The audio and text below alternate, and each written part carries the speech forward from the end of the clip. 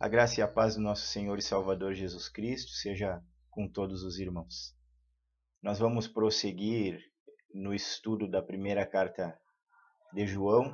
Temos feito uma série de estudos expositivos aí e eu quero, nesta ocasião, fazer leitura do texto que se encontra em 1 João, no capítulo 1, dos versículos 5 ao 10. A palavra do Senhor, ela nos diz assim: Ora, a mensagem que da parte dele temos ouvido e vos anunciamos é esta, que Deus é luz e não há nele treva nenhuma. Se dissermos que mantemos comunhão com ele e andarmos nas trevas, mentimos e não praticamos a verdade. Se, porém, andarmos na luz como ele está na luz, mantemos comunhão uns com os outros e o sangue de Jesus, seu Filho, nos purifica de todo pecado. Se dissermos que não temos pecado nenhum, a nós mesmos nos enganamos e a verdade não está em nós. Se confessarmos os nossos pecados, ele é fiel e justo para nos perdoar os pecados e nos purificar de toda injustiça. Se dissermos que não temos cometido pecado, fazemo-lo mentiroso e a sua palavra não está em nós.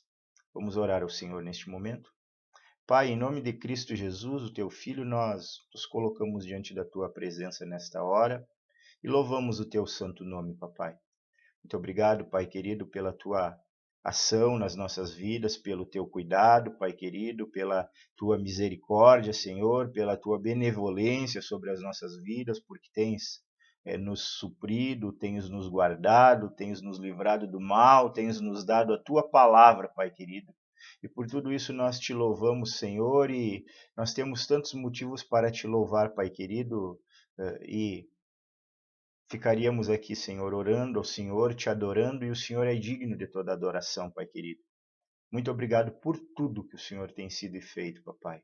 Obrigado por esta palavra que o Senhor nos concede agora, Pai, e nós pedimos a tua graça, Senhor, para que, meditando nela, Senhor, nós sejamos fortalecidos, papai, a nossa fé, Senhor, seja edificada nas tuas sagradas palavras, Pai, e nós recebamos do Senhor entendimento, sabedoria, força, Pai querido, para seguirmos em frente, Pai querido, cada vez nos aprofundando mais na santificação, mais na tua vontade, andando e trilhando todos os teus santos caminhos de acordo com aquilo que é a tua vontade, Pai querido.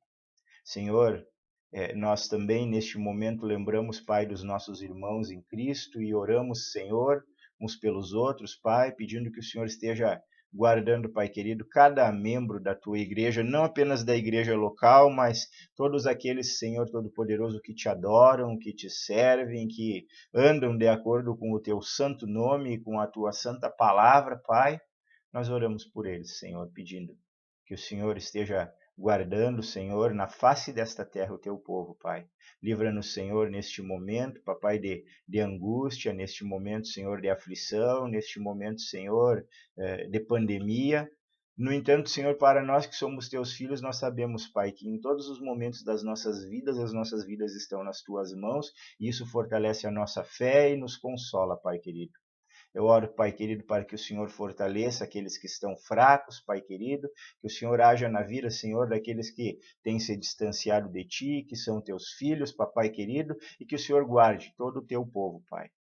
Oro para que o Senhor tome desta Tua bendita palavra que nós vamos meditar e que o Senhor aplique aos nossos corações, de maneira que o Teu nome seja glorificado à medida que nós praticamos a Tua palavra.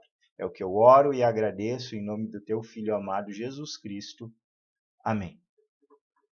Bem, meus irmãos, nós, como já dito antes, estamos desenvolvendo uma série de estudos expositivos da primeira carta do apóstolo João, e na última oportunidade em que estivemos expondo o texto bíblico, nós abordamos o versículo 1 ao versículo 4 do capítulo 1, apresentando uma introdução desta primeira carta, que foi escrita com o objetivo de defender as igrejas da Ásia Menor, local onde o apóstolo João se encontrava, possivelmente localizado, escreveu esta carta de Éfeso, em meio à igreja naquele local, destinando para as igrejas da Ásia Menor, que estavam sofrendo ataques heréticos, né, de um grupo que ou se autodenominava, ou foi denominado posteriormente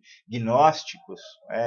Esse nome transmite uma ideia de conhecimento, a palavra gnose é conhecimento, e a ideia de um conhecimento místico, de um conhecimento que vai além da palavra de Deus, e um conhecimento que acabava atacando alguns princípios da palavra de Deus. Eles afirmavam que Jesus não era um homem de carne e osso, e esse fato porque eles consideravam que a carne era, que o corpo humano era a prisão da alma e por isso impura e, portanto, não, Jesus não podia ser um homem de carne e osso.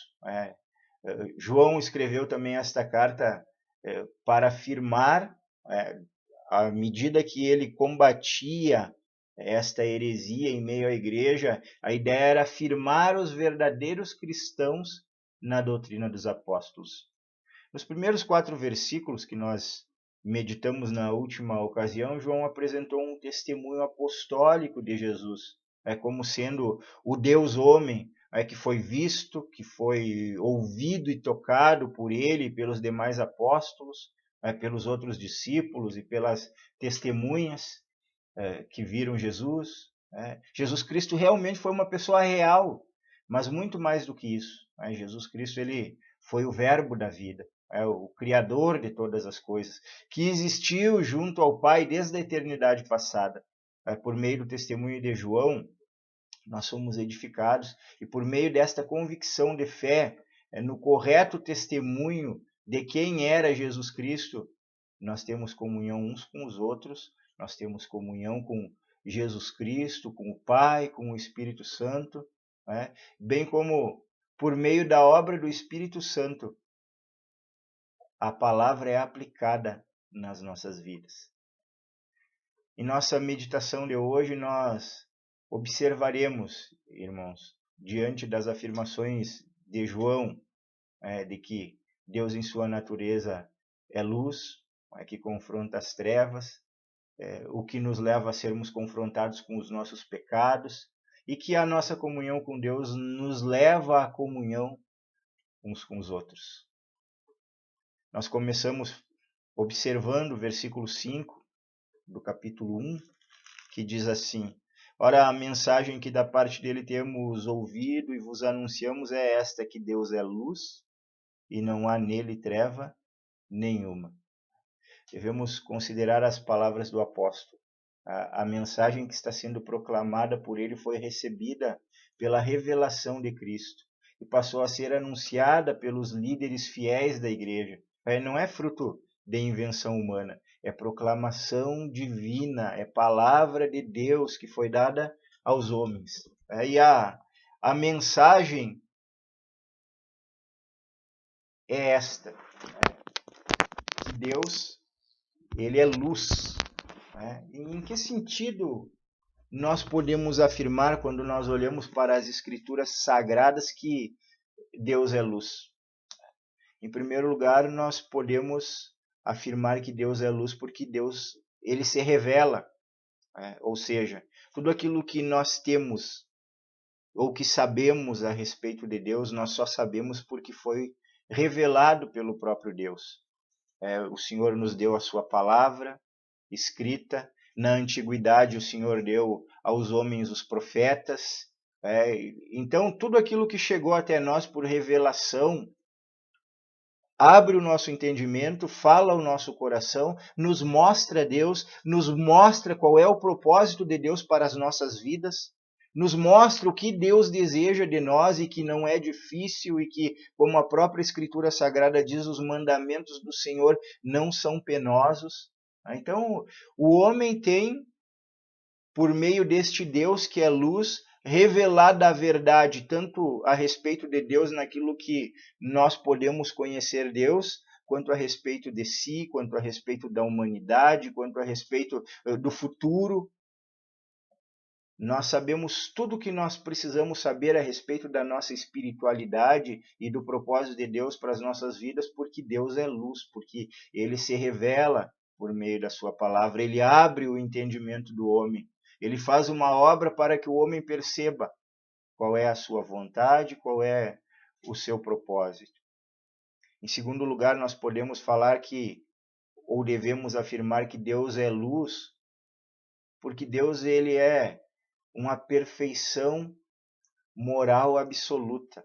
Quando nós olhamos para o homem, nós vemos que o homem tem limitações, nós vemos que o homem é pecador, nós vemos que mesmo o cristão mais consagrado dentre os cristãos, ele tem os seus defeitos, ele tem as suas falhas e ocasionalmente ele tem os seus pecados. Mas quando nós olhamos para Deus, Deus é aquele que os anjos proclamam a santidade dele. Quando nós olhamos, por exemplo, para o capítulo 6 do livro do profeta Isaías, quando o profeta Isaías teve uma visão de Deus, uma das coisas que era proclamada pelos serafins era: Santo, Santo, Santo é o Senhor dos exércitos, a sua glória enche toda a terra. Ou seja, o Deus que nós servimos, o Deus que nós adoramos, o Deus que se revela a nós, que João diz aqui que é luz, ele é perfeito em santidade, ele é puro, ele não tolera o pecado, ele não tolera o mal. João diz que nele não há treva alguma, ou seja, não existe nada de obscuro em Deus. Não existe nada de impuro em Deus, não existe nada de imperfeito em Deus. Deus é a luz das luzes, Deus é pleno. E um dia nós seremos semelhantes a Ele. Não iguais, porque ninguém pode ser igual, mas um dia nós seremos semelhantes em santidade, em pureza. Deus removerá o pecado das nossas vidas e nós seremos semelhantes a Cristo, semelhantes a Deus. Em terceiro lugar, nós podemos dizer que Deus é luz, porque nada pode ficar oculto aos olhos de Deus. A figura da luz, a ideia da luz, é a ideia de algo que ilumina.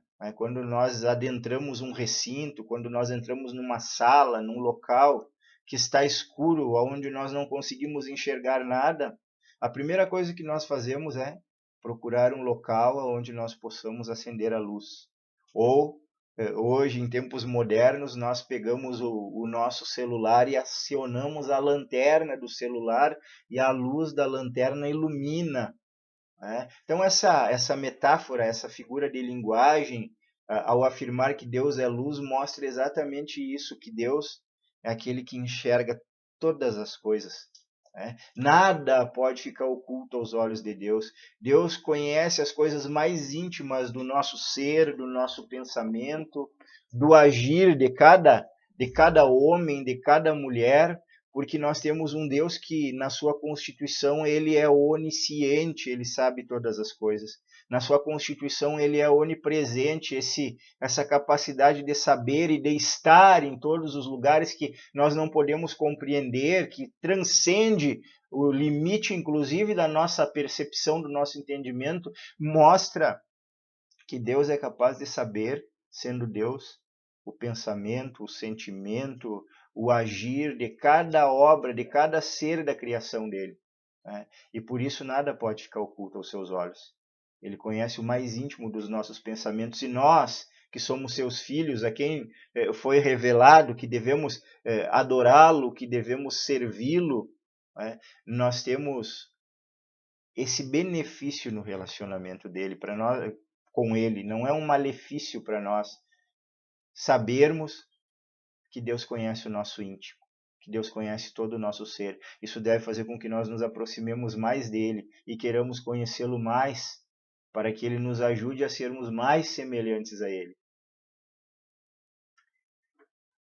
Dos versículos 6 ao versículo 10, irmãos, do texto que nós fizemos leitura, nós vemos o pecado sendo confrontado na vida do cristão, diante do fato de que Deus é luz e nele não é trevas.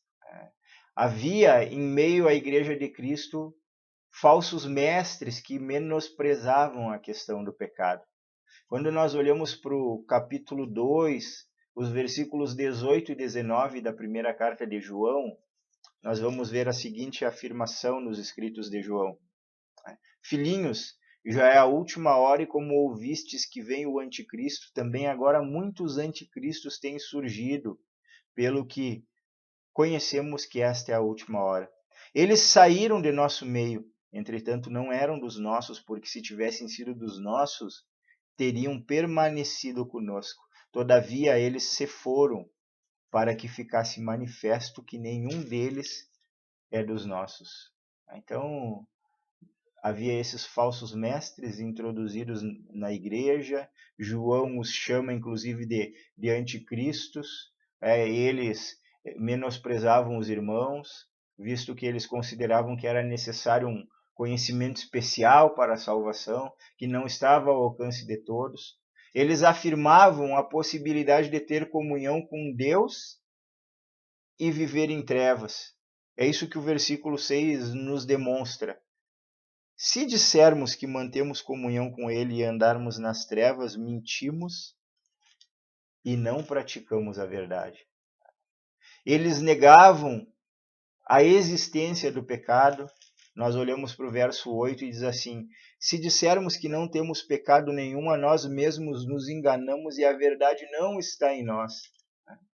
Eles negavam até o fato de serem pecadores, quando eles afirmavam que os pecados cometidos pelo corpo, na verdade, não eram pecados porque o corpo era mau. Então, havia uma série de negações e havia a posição apostólica de João defendendo a fé, como a fé devia de ser defendida e mostrando a verdade da palavra de Deus.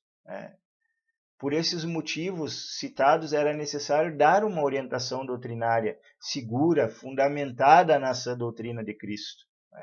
E aí, olhando para essa realidade, que era uma realidade que se aplicava para os nossos irmãos, mas que também se aplica para nós vemos que o cristão ele corre alguns riscos e que ele precisa estar atento à palavra de Deus e a esse texto que nós estamos fazendo leitura. Porque nós corremos o risco, em primeiro lugar, em relação ao pecado de tentar enganar os outros. Porque é isso que João diz aqui. Versículo 6, se dissermos que mantemos comunhão com Ele e andarmos nas trevas, mentimos e não praticamos a verdade. Era isso que alguns estavam dizendo naquela época. Ei, veja, eu tenho comunhão com Deus. Eu sou um servo de Deus. Todavia, eram falsos mestres, pecadores, que cometiam todo tipo de libertinagem, de pecados, e que diziam, olha, é possível fazer as duas coisas, e alguns muitas vezes ocultavam seus pecados.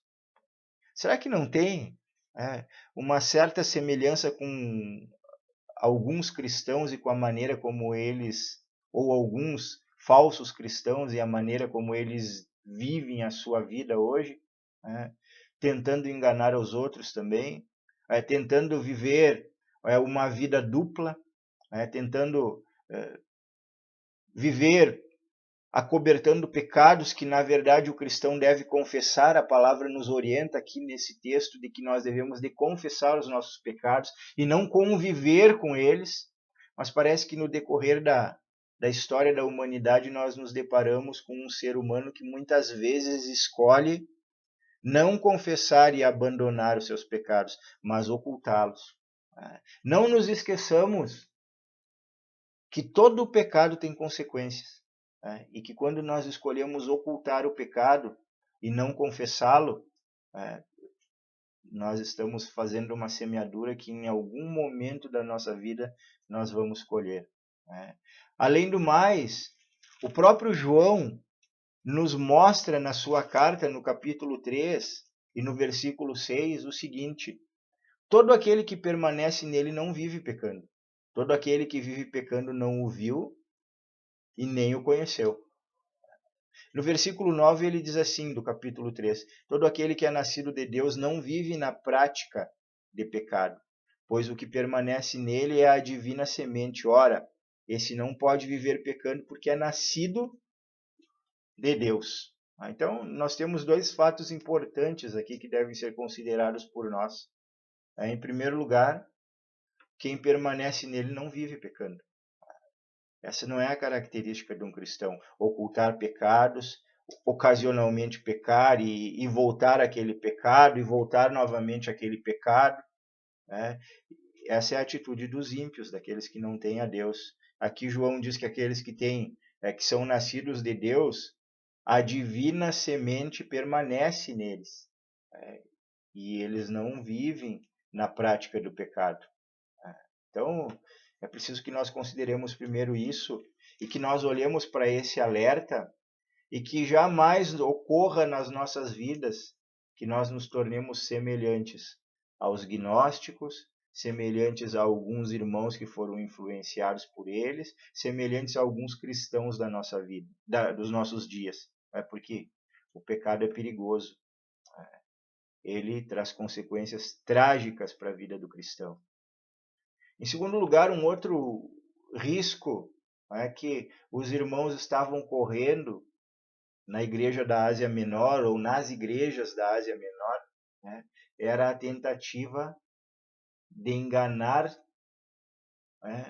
a eles mesmos. Em primeiro lugar, a tentativa de enganar os outros, de viver uma vida como se não tivesse pecados, todavia ocultamente pecando. Em segundo lugar, a tentativa de enganar a si mesmo. O versículo 8 do capítulo 1 diz assim: se dissermos que não temos pecado nenhum, a nós mesmos nos enganamos e a verdade não está em nós. Esse era o outro problema, como nós falamos antes. Em primeiro lugar, a influência negativa dos gnósticos estava ocorrendo o seguinte fato. Alguns deles diziam, não temos pecados. Nossa alma é pura. Os pecados que nós cometemos são na carne, são no corpo. E o corpo é mau. Então não é pecado. Agora, quando nós olhamos para a Escritura, não é isso que a Bíblia diz. A Bíblia diz que Deus fez homem e mulher e que os fez corpo e alma, e eles eram bons. O que se tornou ruim foi o pecado na vida do homem. Nunca o corpo humano foi ruim. Esse era um conceito grego, da filosofia grega, que os gnósticos tinham e que tentavam aplicar a palavra de Deus, mas essa não é uma verdade da palavra de Deus. O nosso corpo, ele foi feito bom. Tanto que um dia, quando nós formos para a eternidade com Deus, no final, na consumação dos séculos, o que vai acontecer? Aqueles que estão mortos vão ressuscitar. É isso que vai acontecer. Os mortos vão ressuscitar e vão receber um corpo glorificado. Se corpo fosse ruim, Deus nos deixaria sendo como os anjos, eternamente apenas espíritos. Mas parece que Deus projetou o homem para ser corpo e espírito. Então, havia um equívoco nesse meio. Havia uma tentativa, e inclusive essa tentativa era transmitida para os irmãos, e aqui João está alertando, e essa tentativa serve, esse alerta serve para nós nos nossos dias também. Nós corremos o risco de tentarmos enganar-nos a nós mesmos, dizendo, olha, não, menosprezando, minimizando o pecado, negando o pecado na nossa vida. Inclusive aqui surge a necessidade e a responsabilidade do cristão, meus irmãos, em ser específico nos pecados, quando confessar os seus pecados, em buscar uma comunhão com Deus que aponte o pecado na nossa vida, de maneira específica. O meu pecado é a preguiça. O meu pecado é a lascívia. O meu pecado é a glutonaria. O meu pecado, Senhor, eu pequei em tal área da minha vida, peço que o Senhor me perdoe e que o Senhor me ajude restaurando esta área da minha vida e que eu não peque mais. Então, uma das qualidades que é esperada de nós na nossa oração, quando nós confessamos os nossos pecados, é que nós sejamos específicos. Confessar pecado é confessar o pecado cometido, seja ele qual for. E não nos colocarmos na presença de Deus em oração, dizendo, Senhor, perdoa os meus pecados. É necessário que nós identifiquemos a origem, a prática e confessemos para Deus especificamente e busquemos a ajuda de Deus e nos santifiquemos e façamos aquilo que cabe a nós para não pecarmos mais, porque é sempre essa a mensagem do Senhor. Aí quando, por exemplo, nós vemos o Senhor e a mulher adúltera, qual foi a palavra do Senhor para a mulher adúltera quando todos os acusadores dela foram embora? Onde estavam os que te acusaram? Então, eu também não te condeno. Vá e não peques mais. O que o Senhor Jesus estava dizendo? Vá e não cometa mais adultério. A ideia é essa. Arrependimento do pecado para não mais praticá-lo. Mas para isso nós precisamos confessá-lo no aspecto específico daquilo que nós estamos praticando. Então, tomemos o cuidado para que não ocorra que nós nos encontremos também em algum momento, ou em alguma área, ou em algum aspecto das nossas vidas, tentando nos enganar a nós mesmos. Em terceiro lugar, um outro risco que os nossos irmãos em Cristo da época de João estavam correndo era a tentativa de enganar a Deus. No versículo 10 do capítulo 1, o texto diz: se dissermos que não temos cometido, fazemo-lo mentiroso, e a sua palavra...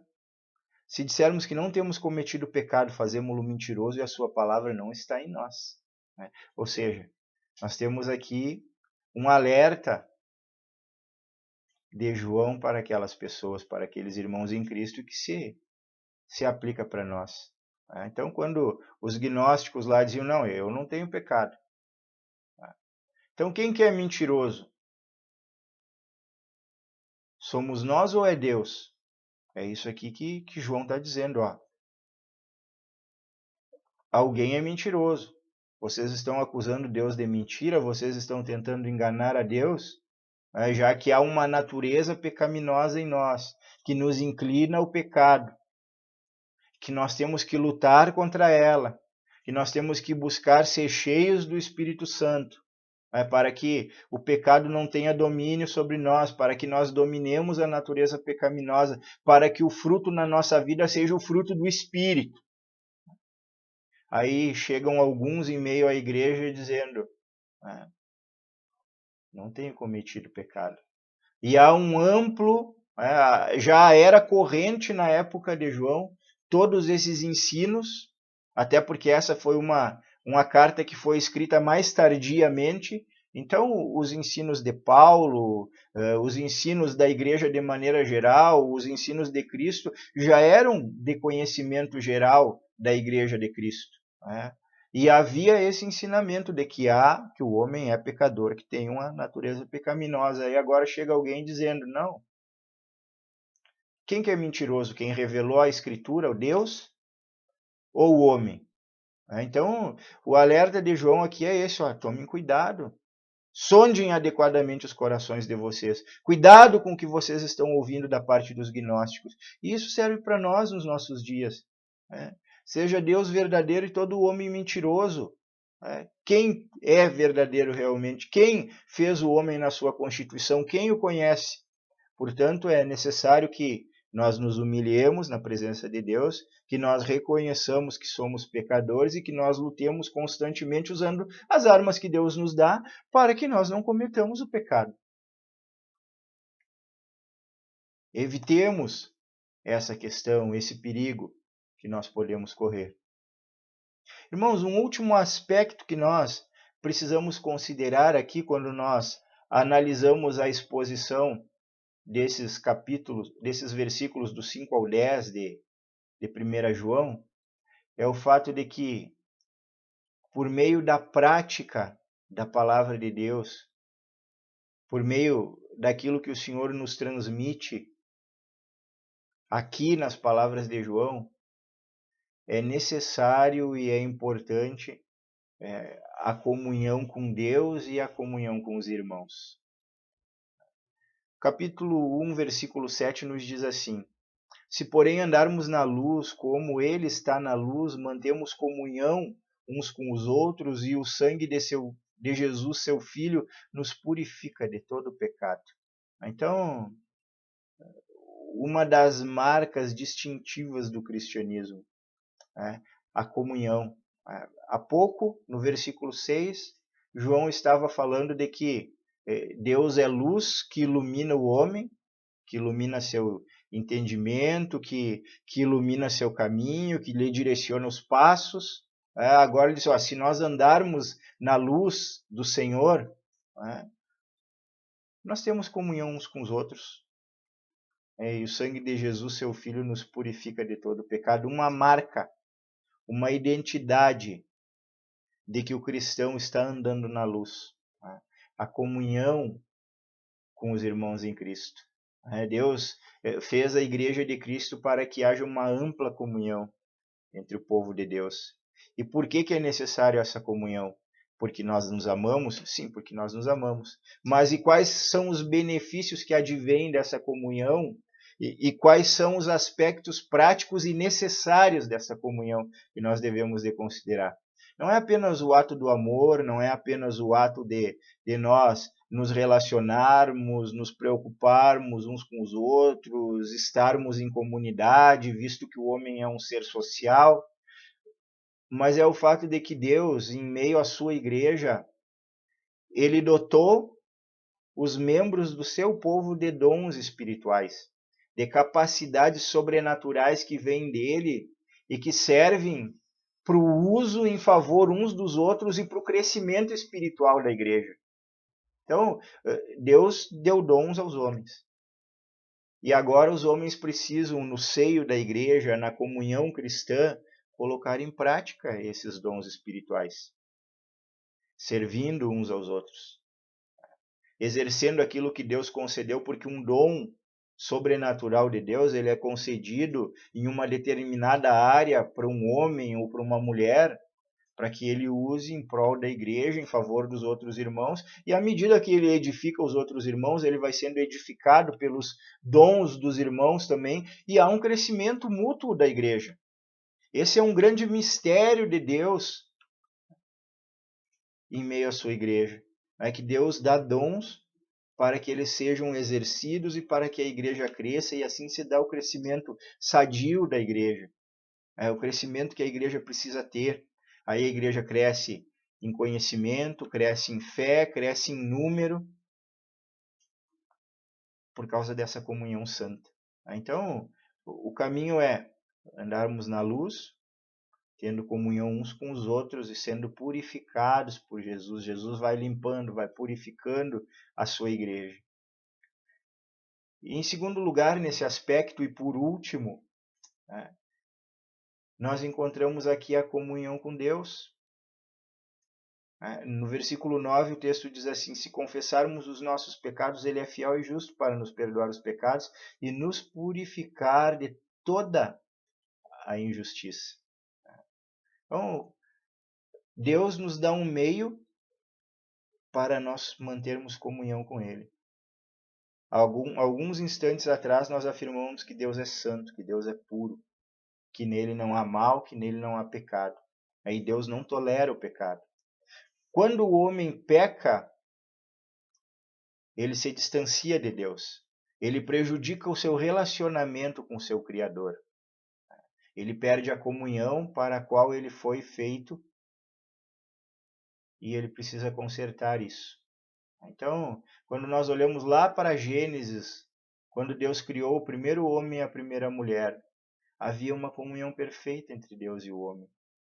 Deus se manifestava de uma maneira teofânica, de uma maneira que o homem podia compreendê-lo, entendê-lo, vê-lo. texto bíblico nos mostra que ao cair da tarde Deus vinha para ter com o homem. Não diz em quantas ocasiões, não diz se era sempre, mas o fato é que o homem se relacionava intimamente com Deus de uma maneira perfeita. E foi para isso que o homem foi feito, para relacionar-se com Deus.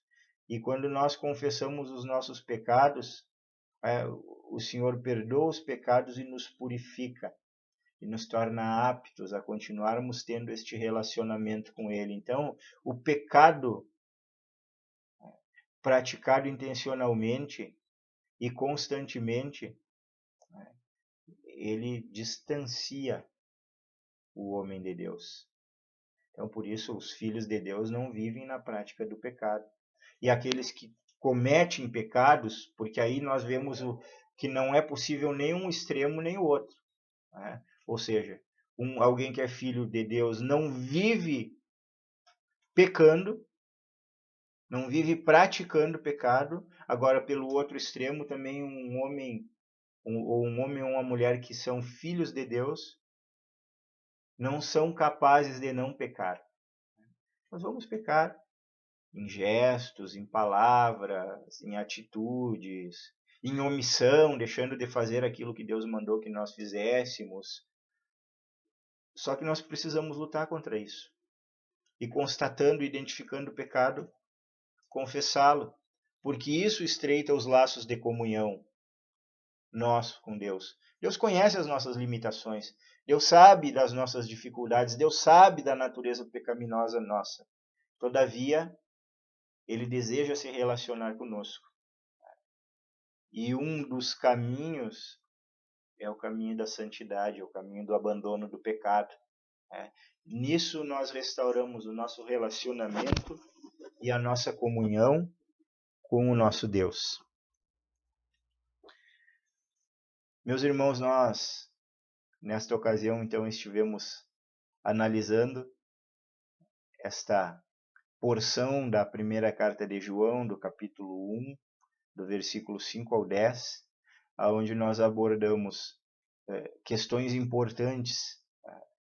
Nós falamos a respeito de um Deus que é luz, que se revela, que é uma perfeição moral absoluta, que nada pode se ocultar dos seus olhos.